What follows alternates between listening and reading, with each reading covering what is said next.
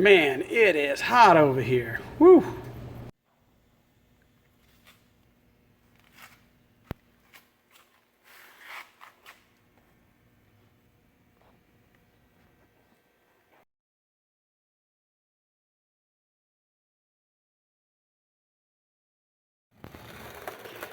All right, today my plan was to grease the slip yoke, which is right here. It goes into the transfer case, and this drive shaft goes all the way back to the back.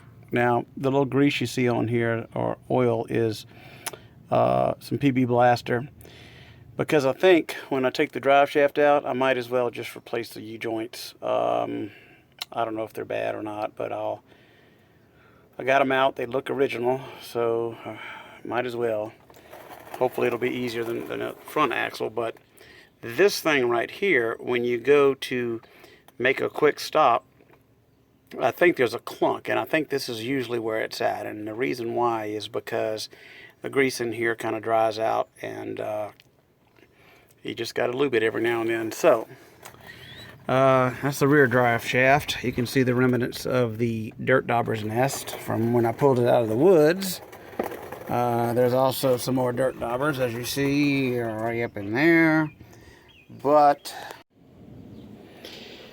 this front drive shaft has a grease fitting on it, so that's usually not the issue. And inspection of my pinion seal, I don't see any leak here.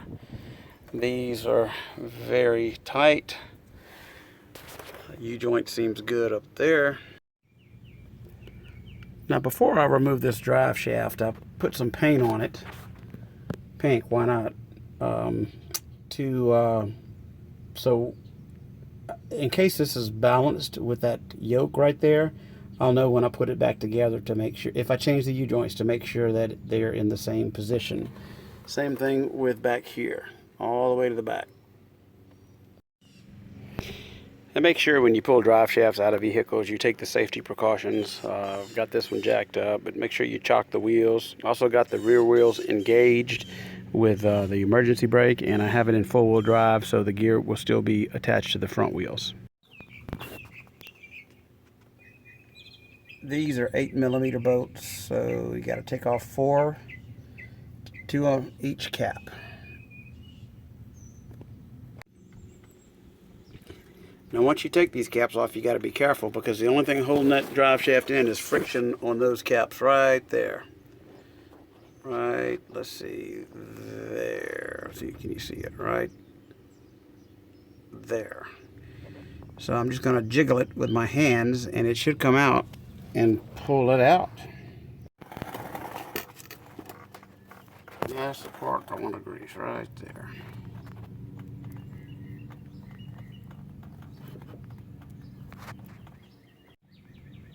All right, I got it off. There is absolutely no grease on this. This is bone dry. So this needs some grease to be able to slip back and forth. So that's, I don't see anywhere. That's good news. The bad news is there's no grease in it. So this is something that probably should be regularly maintained. And I got the drive shaft out. I'm going to clean that up.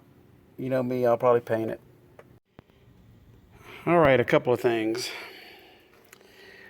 This is one of those cheap Autozone U-joints. I can tell because it's red and it's real thin here. It may not be Autozone, but it's of a cheaper quality.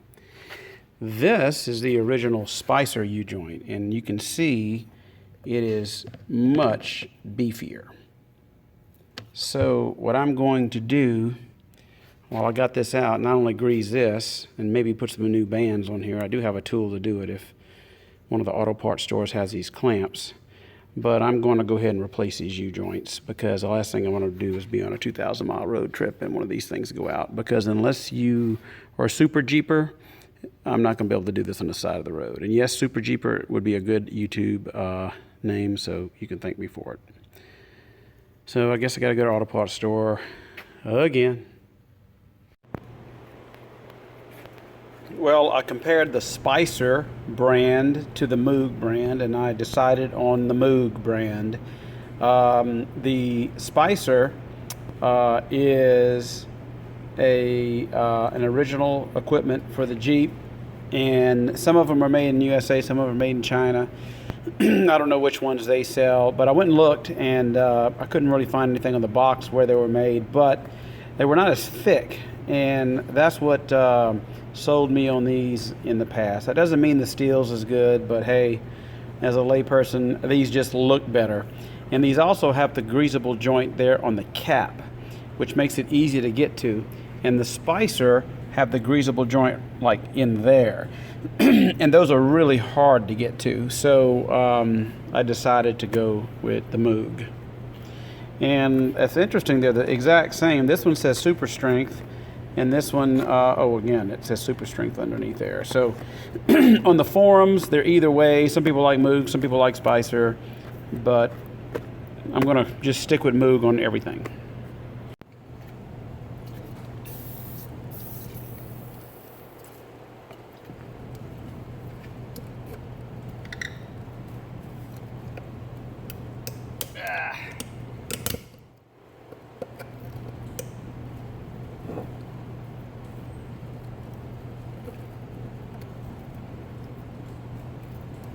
Man,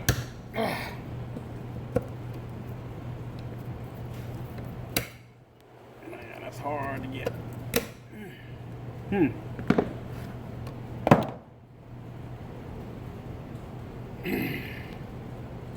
Aha.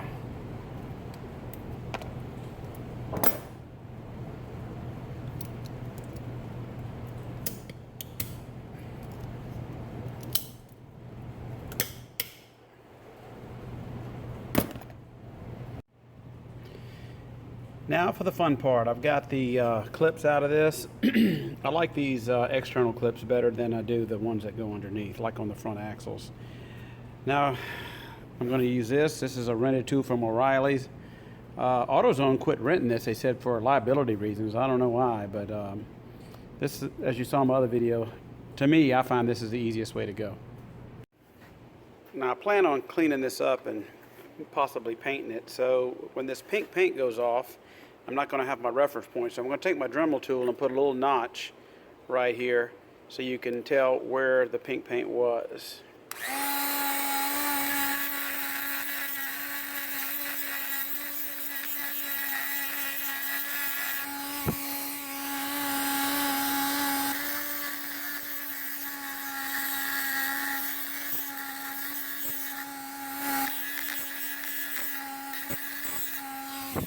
All right, now I'll be able to know.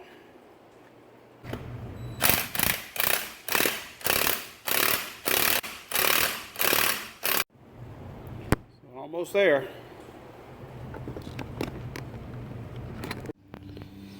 Well, I can't get the thing out, so what I'm going to do is I'm just going to grind this part off,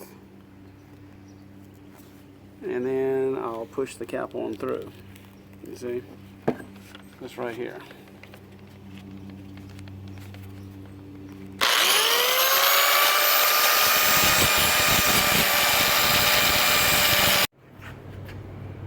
Now that I got the U-joint ground half and more than half, I'm gonna see what I can do. If I could knock it around and shave the other part off, it'd come out easy, but I'm not sure I can do that. Oh yeah, it's almost out, you see? Really all I gotta do is cut this piece off right here. Probably just come out when I try to grind it. Oh yeah, it's definitely coming out now.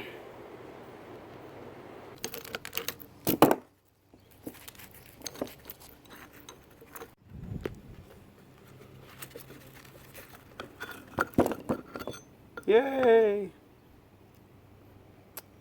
And rather unscathed. I can clean that up. Oh, that's a Spicer yoke. Interesting. There's my mark. And that's what's left of the old. Man, that was a tough U-joint. Maybe should have went back with Spicer. All right, I got both of them out. So this side is for the differential. I got a mark on the inside, and this side is for the pinion. I got a mark on the outside. So what I'm going to do is this, and then the mark right there, this is the pinion, and then the mark on this side, which is here, that's going to be the diff, because I'm going to wire brush that and paint it up.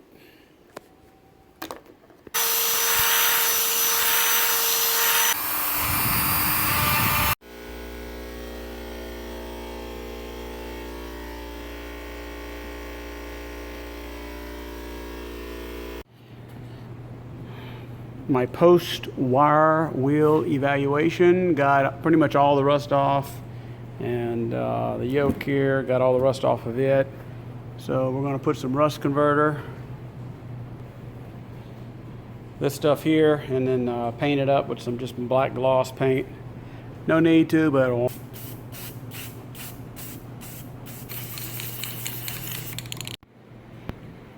alright, this is the post wire brush evaluation on the caps. They actually sell these, but they're Chinese made, and you know your only original one, so I'm going to paint these too.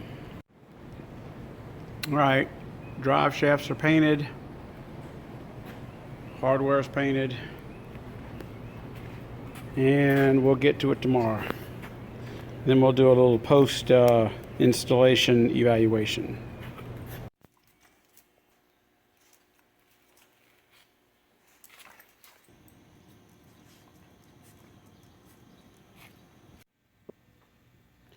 Well, it's the next morning. Let's see what these drive shafts look like.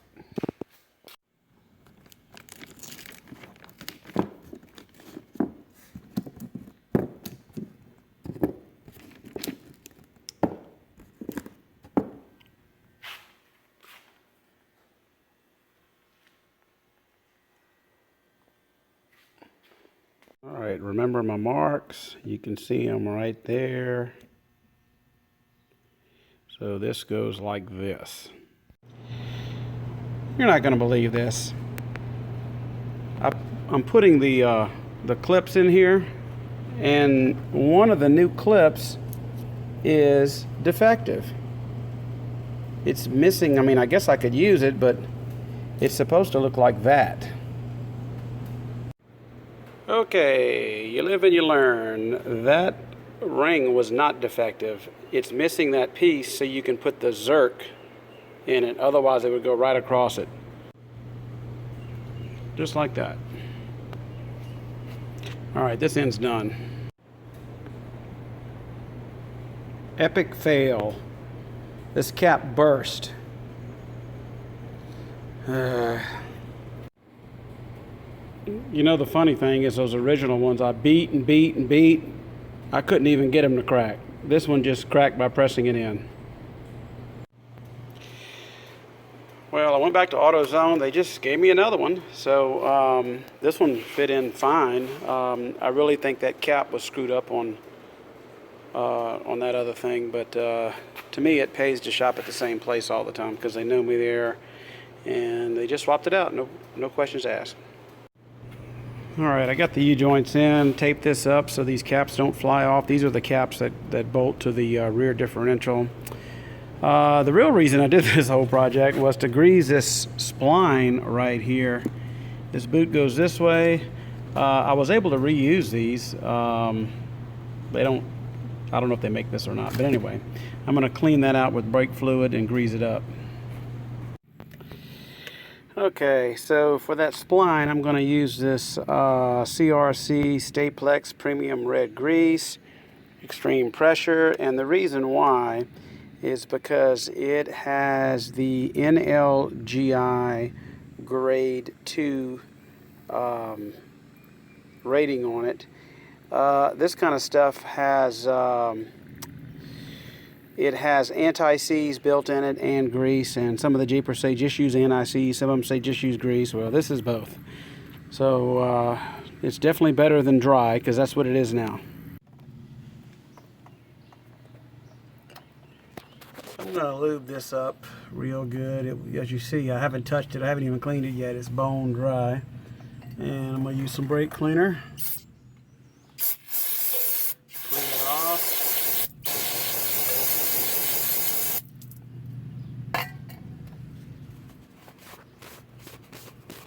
Nice amount of grease on that. All right, she's all buttoned up. You know, you still see my pink paint. You still see the little notch that lines it up with the pink paint. New tight joints, and then up here, as you see, all good. Now this is interesting. This, you know, slides back and forth. It's not very tight right there. It's kind of crazy. I think this is supposed to go way over here. I'm not really sure. I'll have to figure that out. I'm going to get under this XJ, my other one, for comparison of that boot. It's nice to be able to compare these. Yeah, it looks like it's tight on there and maybe loose up here. This one needs greasing too. It's finished. The CV joint boot clamp was too loose on here, so I put an extra large zip tie to hold it to this. I think that's going to work better eventually, maybe, if I'll replace that. But a lot of folks on the forums are using zip ties, and they actually work better because these things flop around. They're not tight enough. But I really cranked down on that one, so time for a road test. All right, my post-test drive evaluation, everything seems to be fine. It doesn't vibrate or anything, so good. Now, this front drive shaft is interesting. This front drive shaft has 3 U-joints. It's got 2 here at the transfer case, 1, 2, and then it's got one up there at the differential.